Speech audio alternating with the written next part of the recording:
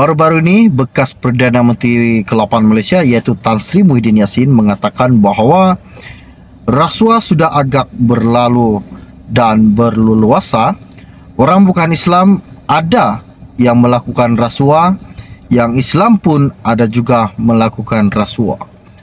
Dan saya rasa mungkin ini tidak perlu orang debatkan. Realitinya itu yang sedang berlaku sekarang. Itu yang dikatakan Muhyiddin Yassin.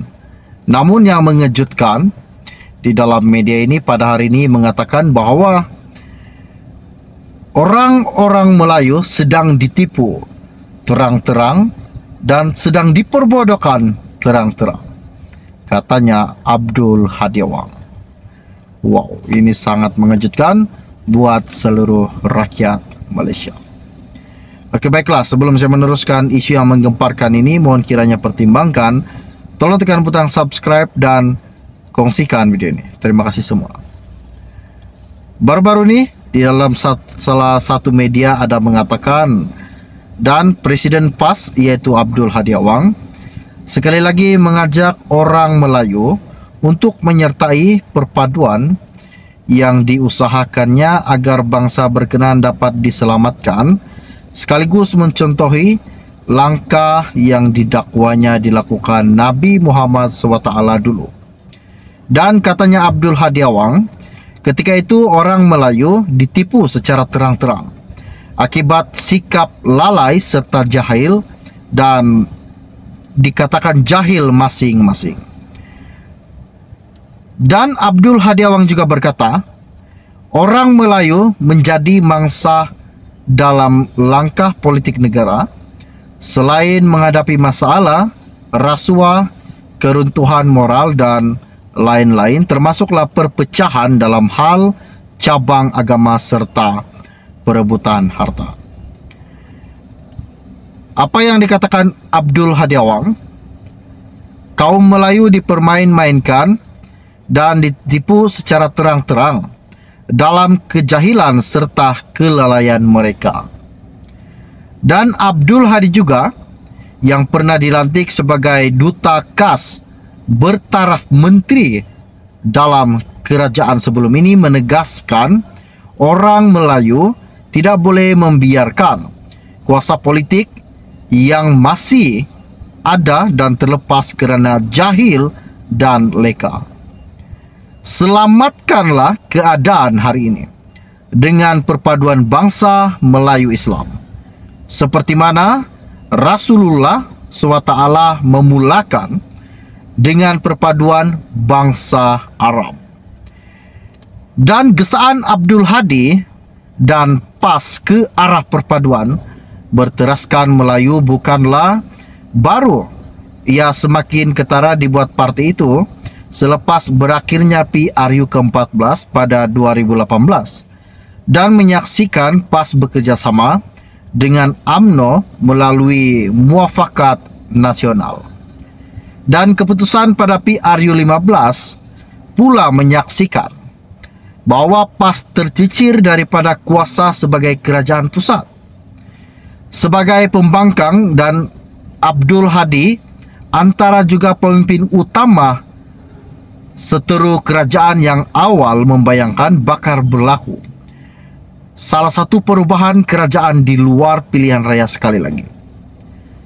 Dan PAS telah mengadakan kerjasama secara rasmi memberikan sokongan kepada inisiatif proklamasi orang Melayu yang diawali bekas Perdana Menteri iaitu Tun Dr. Mahathir Mohamad. Dan inisiatif tersebut juga disebut mereka sebagai mahu menyatukan semua orang-orang Melayu di Malaysia tanpa mengira parti. Dan bagaimanapun, setakat ini bersatu yang menjadi rakan PAS dan dalam PN belum menyatakan sokongan mereka kecuali melalui beberapa pemimpin parti terbabit atas kapasiti peribadi beliau. Dan menurut Presiden PAS iaitu Abdul Hadi Awang yang juga menyokong inisiatif Mahathir untuk menemukan para pemimpin ilmuwan, yaitu parti politik, pertubuhan bukan kerajaan NGO, dan orang-orang yang berpengaruh dalam kalangan bangsa Melayu. Pada masa yang sama juga, Abdul Hadi Awang menggesa pihak yang tenggelam kerana menghalalkan segala cara untuk mencapai matlamat agar diketepikan.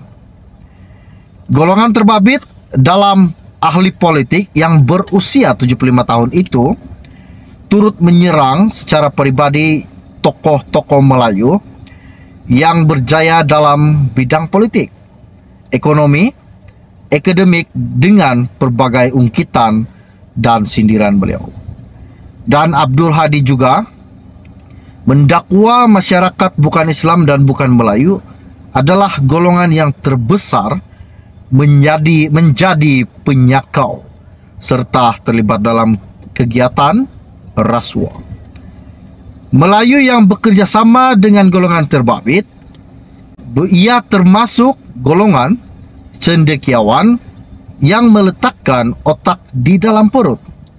Dan dia juga mengumpamakan Melayu dan cendekiawan terbabit seperti kera. Seperti yang telah kita tahu bahawa untuk rekod sebelum ini, yaitu Abdul Hadi Awang yang pernah mendakwa kalangan orang bukan Islam dan bukan Melayu adalah golongan yang terlibat dalam kegiatan rasuah, sama ada sebagai pemberi ataupun sebagai penerima. Dan dakwaan itu juga dikatakan bahawa dibuat berdasarkan kepada kajian dan peringkat PhD sebuah universiti tempatan. Dan bagaimanapun, pengurus PN yaitu Muhyiddin Yassin kemudian mengundurkan polemik tersebut dengan menyatakan amalan rasuah tidak terhad hanya kepada penganut agama atau bangsa tertentu. Dan katanya realiti yang berlaku sekarang ialah amalan tersebut yang dilakukan oleh semua kumpulan dan berleluasa. Justru Muhyiddin yang juga seorang lagi bekas Perdana Menteri meminta agar isu tersebut tidak perlu didebatkan atau dikaitkan dengan mana-mana kumpulan serta penganut tertentu. Katanya Muhyiddin, rasuah sudah agak berlalu dan berleluasa. Orang bukan Islam ada melakukan rasuah. Yang Islam pun ada juga yang melakukan rasuah. Namun mungkin ini tidak perlu orang didebatkan. Realitinya itu yang sedang berlaku. Dan baru-baru ini beliau menyatakan ketika peresmian Muktamar PAS ke-68 di kota Sarang Semut, Alor Setar 3 September tahun lalu. Ini salah satu isu yang amat-amat menggemparkan dan isu yang amat-amat dahsyat buat seluruh rakyat Malaysia. Adakah ini salah satu petanda bahawa Anwar ini bakal digantikan atau kerajaan Anwar ini bakal ditenggelamkan? Oke, baiklah, setakat campur ringkas dari saya untuk Anda. Kita akan berjumpa lagi. Salam jumpa dan salam kenal. Bye-bye.